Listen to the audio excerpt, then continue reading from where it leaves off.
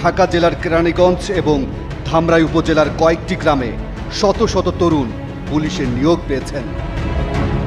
আমরা এই নিয়োগ প্রক্রিয়া যাচাই করে দেখতে চাই। অনুসন্ধানের শুরুতেই আমাদের গন্তব্য কেরানীগঞ্জের চরকুন্দুলিয়া গ্রামে। ঢাকা মাওয়া মহাসড়ক ঘেঁষা এই গ্রামের বাসিন্দা ৫ শতাধিক, ঘরবাড়ি আছে ২০০র মতো, অথচ এই গ্রাম থেকেই পুলিশে নিয়োগ পেয়েছেন ১৮৬ জন। ছোট্ট এই গ্রাম থেকে পুলিশের এত সংখ্যক লোকের চাকরি গ্রামবাসীর মনেও সন্দেহ তৈরি করে। ধলেশ্বরী সেতু থেকে নামতেই দেখা হলো গ্রামের বাসিন্দা মুস্তাফিজুর রহমান রিপনের সাথে। কিন্তু যেটুকু নাম প্রায় ১৫০ লোক নাম আমার বলছেন, কিন্তু একটা লোক আমি চিনি না। শুরুতেই ধাক্কা খেতে হলো। যে গ্রাম থেকে ১৮৬ জন পুলিশের নিয়োগ পেয়েছেন তাদের কাউকেই চিনছেন না চরকুন্দুলিয়ার মানুষ।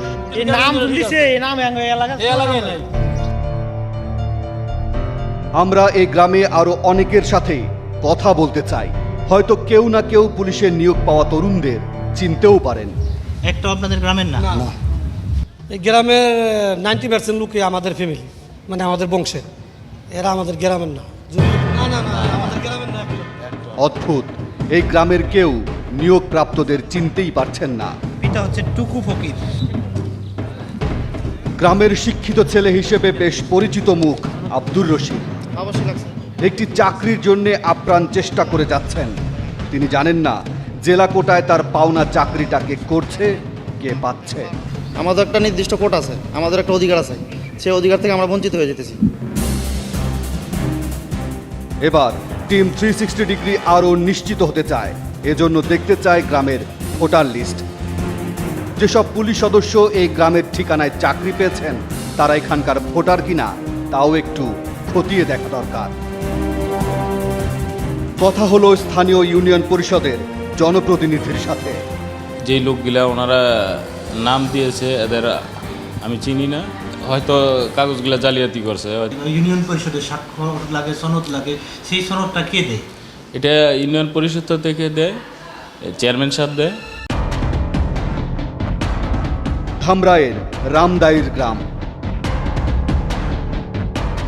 গ্রামের জনসংখ্যা ৫০০-র মতো, কাঁচা পাকা মিলে ঘরবাড়ি আছে প্রায় ২৫ শতাধিক। এই ছোট্ট গ্রাম থেকেও ৩৬ জন পুলিশের চাকরি পেয়েছেন। গ্রামে ঢুকে পুলিশ সদস্যদের বাড়িঘর খুঁজতে থাকে টিমের সদস্যরা। আমাদের হাতে থাকা তালিকা ধরে কথা হয় ধামরাই উপজেলার মুক্তিযোদ্ধা কমান্ডার আব্দুর রহমান খানের সাথে। আমি শুনলাম যে এতগুলো ছেলে চাকরি হয়েছে, আমার গ্রামের থেকেও না। এটা শুধু আজকে না, আমি এর আগেও জানি। আর বিভিন্ন ডিপার্টমেন্টে আরও এরকম দিচ্ছে, একটা ওই চিঠিপত্র আসে যে দেখা যায় যে তাদের বাড়ি করে এখানে না চাকরি পায় এই গ্রামের নামে। তিনিও কাউকে চিনতেই পারলেন না। কথা বলা দরকার গ্রামের বয়স্ক লোকদের সাথে, দেখা যাক তারা কাউকে চিনতে পারেন কিনা। যে এলাকার আমার বাইস্তার বা আমার চাচার পোলার এরকম চাকরি হয়েছে আমরা জানতাম, এটা একটাও নাই এখানে, সব হলো ফাও। তবে গ্রামের বেশ কিছু মানুষ দিলেন গুরুত্বপূর্ণ তথ্য। অন্য ডিস্ট্রিক্টের নাম ভাঙে আমাদের এলাকার নাম ভাঙে তারা এই চাকরিগুলো নিতেছে। অনেকে এটা আইসা অবজেকশন জানাইছে যে ফাঁকের লোকজনে আমাদের অ্যাড্রেস দিয়ে তারা চাকরি নিতেছে। এবার টিম 360 ডিগ্রির সামনে গ্রামের প্রথম সাক্ষী। রামদাইর গ্রামের এই যুবকের নাম সাইফুল ইসলাম। চলতি বছর পুলিশের চাকরির জন্য তিনিও লাইনে দাঁড়িয়েছিলেন, কিন্তু লাইনে দাঁড়িয়েই হতভম্ব হয়ে যান। সামনে এবং পিছনে দেখি যে এই আমাদের পরিচয়পত্র নিয়ে, মানে রামদাইর গ্রাম, ধামরাই থানা, কুশুরা ইউনিয়নের সার্টিফিকেট, ওগুলো নিয়ে হেরা দাঁড়াইছে। মানে তাদের ভাষাও ঠিক মতো বুঝি না, মানে আমরা যেরকমভাবে বলি এরকম না, এরকম টানা না কয়। তখন আমি জিজ্ঞাসা করি, ভাই আপনি এই জায়গায় আইসেন, এগুলো কই পাইলেন? কতক্ষণ চুপ থাকে, কিছুই বলে না। তখন বারে বারে যখন বলি, আবার দু একজন এই জায়গায় থাকে, অন্য জায়গায় থাকে, আমার লাইন তো ৩-৪টা, অন্য জায়গাতে কিছুই বলে না। সব ধরনের যোগ্যতা থাকার পরেও চাকরি না পেয়ে বাড়ি ফিরে আসেন সাইফুল। এখন তার চাকরির বয়সটাও শেষ হয়ে গেছে। আমাদের বাপ মা কৃষক, দিন আনে দিন খায়, অথচ আমরা এত পরিশ্রম করে টাকা পয়সা খরচ করে তারাইছি আমাদের চাকরি নেই। আমি চাই এটা সুষ্ঠু বিচার হোক, এবং সুষ্ঠু বিচার যারা এই ভুয়া মানে স্থায়ী না হয়ে আমাদের ঠিকানায় চাকরি নিয়েছে তাদের চাকরি চলে যায়, এটা আমি কামনা করি বা সরকারের কাছে আবেদন। টিম 360 ডিগ্রির সামনে এবার গ্রামের দ্বিতীয় সাক্ষী। নাম মাসুদুর রহমান। এই গ্রাম থেকে চাকরি পাওয়া একমাত্র ভাগ্যবান তরুণ তিনি। রামদালি ঠিকানাতে অনেকেই ভুয়া ঠিকানাতে চাকরি নিতেছে, সেজন্য আর কি আমাদের ছেলেপেলে চাকরি পাইতেছে না। গ্রাম থেকে আমরা 5-6 জন ছেলেপেলে গেছিলাম, সেখান থেকে শুধু আমার একা চাকরিটা হয়েছে। এই গ্রামে অন্তত একজনকে পাওয়া গেল যিনি 2015 সালে পুলিশের চাকরি পেয়েছেন। আমাদের হাতে থাকা তালিকার 36 জনের মধ্যে 35 জনকে এই গ্রামে খুঁজেই পাওয়া গেল না। রামদাইরের পাশের গ্রাম পান্নাখোলা। গ্রামের বাজারে কথা হলো এক বয়স্ক ব্যক্তির সাথে। এগুলো হয়তো বা বাহিরের সার্টিফিকেট সংগ্রহ করে যে এই কাজ করছে। তালিকায় থাকা কাউকেই চিনতে পারলেন না তিনি। কিন্তু পুলিশের নিয়োগ পাওয়া যুবকরা কিভাবে এই গ্রামের বাসিন্দা হলেন জানতে চাই স্থানীয় ইউনিয়ন পরিষদের চেয়ারম্যানের কাছে। এখন এইগুলো আমাকে বন্ধ করার উপায় নেই। মানে আমরা একটা জিনিস বুঝি, সেটা হলো যদি আমাদের কাছ পর্যন্ত আসে, ভেরিফিকেশন আসে, কিংবা যদি কোনো সংস্থা আসে, তাহলে কোনটা কোনটা ভুয়া আমরা লিখিত দিয়ে তাকে দিয়ে দিতে পারি। 2014 সালের সবশেষ হিসেব বলছে বর্তমানে কনস্টেবল থেকে আইজিপি পর্যন্ত 1,54,921টি পদ আছে। আর বাংলাদেশে 1,133 জন মানুষের বিপরীতে রয়েছেন মাত্র একজন পুলিশ। বাংলাদেশ পুলিশের ওয়েবসাইটের তথ্য বলছে পুলিশে 2 পদ্ধতিতে নিয়োগ হয়ে থাকে, যার একটি বিসিএস পরীক্ষার মাধ্যমে, অপরটি পুলিশের নিজস্ব পরীক্ষা পদ্ধতি। বিসিএস পরীক্ষার মাধ্যমে অ্যাসিস্ট্যান্ট সুপারিনটেন্ডেন্ট পুলিশ অর্থাৎ এএসপি পদমর্যাদায় নিয়োগ শুরু। এরপর পদোন্নতি পেয়ে কেউ কেউ আইজিপি পর্যন্ত হয়ে থাকেন। আর অধস্তনদের মধ্যে এএসআই এবং সার্জেন্ট পদে নিয়োগ শুরু হয় পুলিশ বাহিনীর নিজস্ব রীতি অনুযায়ী। পাশাপাশি পুলিশের সর্বনিম্ন ধাপ কনস্টেবল পর্যায়ে নিয়োগ হয় একইভাবে। অভিযোগ আছে পুলিশের এই অধস্তন পর্যায়ে নিয়োগে সবচেয়ে বেশি দুর্নীতি হয়ে থাকে। ভুয়া সনদ ব্যবহার করে প্রতারণা, সেটার মধ্যে সীমাবদ্ধ নয়, এর মধ্যে আবার ট্রানজ্যাকশন হয়েছে, অর্থের লেনদেন হয়েছে। কাজে 2 দফা, এবং 3য় দফা হচ্ছে যে যারা উচ্চ পর্যায়ে আছে তাদের একাংশের ক্ষমতার অপব্যবহার করা হয়েছে। কাজে 3 ধরনের অপরাধ এখানে জড়িত। এবার টিম 360 ডিগ্রি দেখতে চায় অধস্তন পর্যায়ে নিয়োগ নিয়ে যে অভিযোগ আছে তা কতটুকু সত্য। অনুসন্ধান চলাকালে আমাদের কাছে খবর আসে কাশিয়ানী উপজেলার যুব উন্নয়ন অধিদপ্তরের প্রভাবশালী কেরানি লবু মিয়ার মাধ্যমে পুলিশের চাকরি পাওয়া যায়। চাকরি পেতে যত রকমের কৌশল আছে সবই তার জানা। আমরাও একটা চাকরি চাই। চাইছেন উপজেলায় আমি যুব উন্নয়নে চাকরি করি, আইসে ফোন দিয়ে দেখা হবে। হ্যাঁ, তা তো অবশ্যই। আমার একটু আইডিয়া দিলে তাইলে ধরেন আমি এদিকে যাইতাম। কেমনে কি হবে এসআই লেভেলে আইডিয়া তো ওইগুলি তো ফোনে কথা বলা যায় না। আসেন, ওটা কম বেশি একটা ব্যবস্থা হবেই। আসেন। কথা মতো টিম 360 ডিগ্রি চলে যায় তার অফিসে। টিমের গাড়ি চালক আবিদকে চাকরি প্রার্থী সাজিয়ে হাজির করা হয় লবুর সামনে। তাহলে সার্কুলার দিলে তুমি আবেদন করো, তাকে ওরা ওই সময় দিয়ে দেয়, নাম্বারটা জানা, সেটা পরে কথাবার্তা বলে ব্যবস্থা করে দেবো। ইনশাল্লাহ হবে, হয়তো চেষ্টা করলে। ফরিদপুর জেলার বোয়ালমারী উপজেলার ইছাডাঙ্গা গ্রাম। পুলিশে সদ্য চাকরি পাওয়া 2 যুবককে সাথে নিয়ে এই গ্রামের রতন শেখের বাড়িতে টিম 360 ডিগ্রি। রতন শেখের ছেলে হোসাইন শেখ এবছর পুলিশের কনস্টেবল পদে চাকরি পেয়েছেন।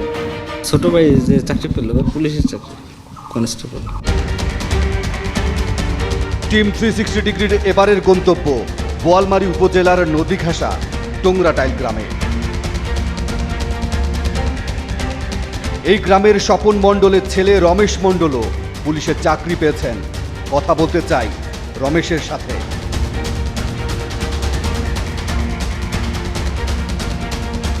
তাকে অবশ্য পাওয়া গেল ফসলের ক্ষেতে। রমেশ এখানে কি আছে? কথার শুরুতেই মুখ ফসকে একটি তথ্য দিলেন তিনি। আপনি কোন ঠিকানায় চাকরি পেলেন? আমি পাইছি কিরণগঞ্জ থানা, ঠিক আছে, চরকুণ্ডলিয়া গ্রাম। বাড়ি বোয়ালমারিতে কিন্তু চাকরি নিয়েছেন কেরানীগঞ্জের চরকুন্দলিয়া গ্রামের স্থায়ী বাসিন্দা হিসেবে। রমেশের কাছে প্রশ্ন, কিভাবে এবং কেমন করে তিনি কেরানীগঞ্জের বাসিন্দা হয়েছেন। আপনাদের নিজেদের বাড়ি আছে? হ্যাঁ, নিজেদের। কে থাকে ওখানে? ওখানে কেউ থাকে না, জমি কিনা আছে, ঠিক আছে, সেই হিসেবে বাড়ি আছে। এরই মধ্যে রমেশের কাছে আসতে শুরু করে একের পর এক ফোন। টিভি থেকে লোক আইছে।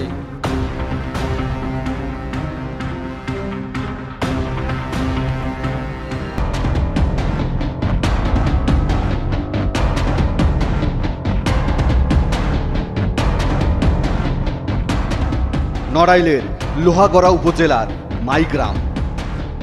নিয়োগের তালিকা বলছে এই গ্রামের আব্দুল হাই মোল্লার ছেলে তরিকুল ইসলাম পুলিশে চাকরি পেয়েছেন। কেরানীগঞ্জের ঠিকানায় তারও চাকরি হয়েছে। বাড়িতে সবাই আছেন কিন্তু তরিকুল নেই। কথা হলো তার মায়ের সাথে। সেটা হইছে, আমরা তো নিজ কামাতে পারি নাই, একদিন রসিলাই হইছে। এর পরের যাত্রা একই উপজেলার কোটাকল ইউনিয়নের ঘাঘা গ্রামে। এই গ্রাম থেকে চাকরি পেয়েছেন গোলাম নবী শেখের ছেলে সবুজ শেখ। বাড়িতে ঢুকতেই তাকে পাওয়া গেল। সবুজ চাকরি নিয়েছেন কেরানীগঞ্জের চরকুন্দলিয়া গ্রামের ঠিকানায়। বাড়ি কোনটা আপনাদের? আমাদের বাড়ি এটা ওই বাংলাদেশ কনস্টেবলে পুলিশ লাইন। সবুজের মতো পাশের বাড়ির আরেক তরুণেরও একইভাবে চাকরি হয়েছে। বাসায় যাবার পর তার সাথেও কথা হলো। আপনার নাম কি বলেন? মোহাম্মদ লিমন সিং। আপনার বাড়ি কোনটা? এইটা। এই গ্রামের নাম কি? ঘাঘা। শুধু সবুজ শেখ বা লিমন নন, তাদের পার্শ্ববর্তী বাড়ির আসলামও সদ্য পুলিশের চাকরি পেয়েছেন।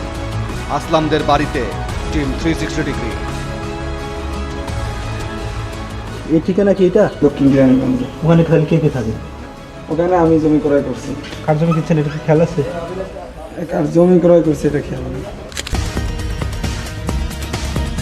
মাদারীপুর জেলার বিশপপুর গ্রাম। তালিকা ধরে এবার টিম 360 ডিগ্রি হাজির আব্দুর রহিম হাওলাদারের বাড়িতে। তিনিও সদ্য পুলিশের চাকরি পেয়েছেন। আমার মামা অনেক কাগজপত্রে অনেক সইটি করা লাগছে, মামা এসব ব্যবস্থা করছে। তার চাকরির স্লিপে ধামরাইয়ের ঠিকানা দেয়া আছে।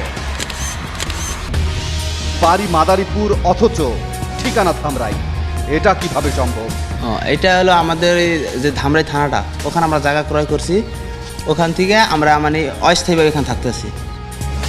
তিনিও কার কাছ থেকে কতটুকু জমি কিনেছেন তার উত্তর দিতে পারলেন না।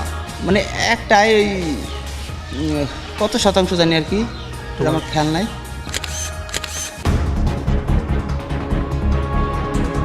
তবে একই এলাকায় এমন একজনকে পাওয়া গেল যিনি কোনো প্রতারণার আশ্রয় নেননি। খেলোয়াড় কোটায় পুলিশের চাকরি পেয়েছেন এই তরুণ। আমি স্পোর্টসার ইন্টারন্যাশনাল গেম উশু, এটা খেলাধুলা করে এখানে আমাদের আবার রাজারবাগ পরীক্ষা হয়েছিল ডিএজি মারুফ স্যারের কাছে। ওইখান থেকে আমরা সিলেক্ট হয়েছি, আমাদের জেলায় পাঠিয়েছি।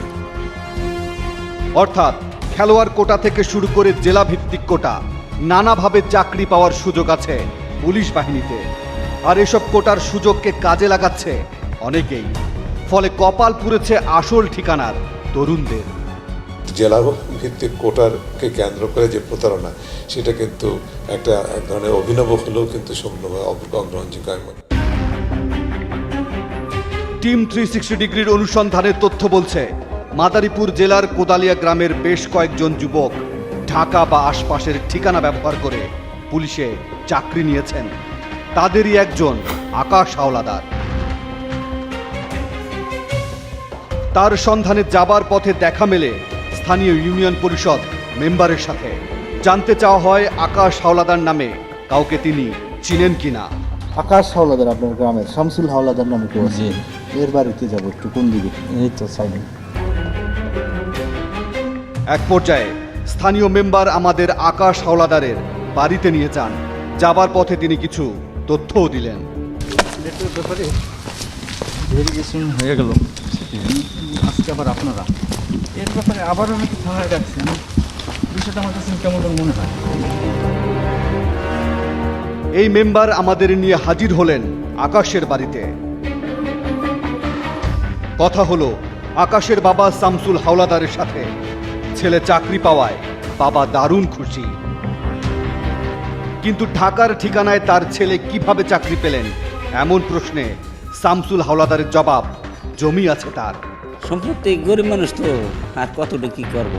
বিল্ডিং করেন নাই ঢাকা শহরে কোনো? না, হ্যাঁ, ঢাকা শহরে কোনো বিল্ডিং করেন নাই? ঢাকা শহর বিল্ডিং এই বাড়ি কেনা হয়েছে স্যার। কোন জায়গায়? এটা হলো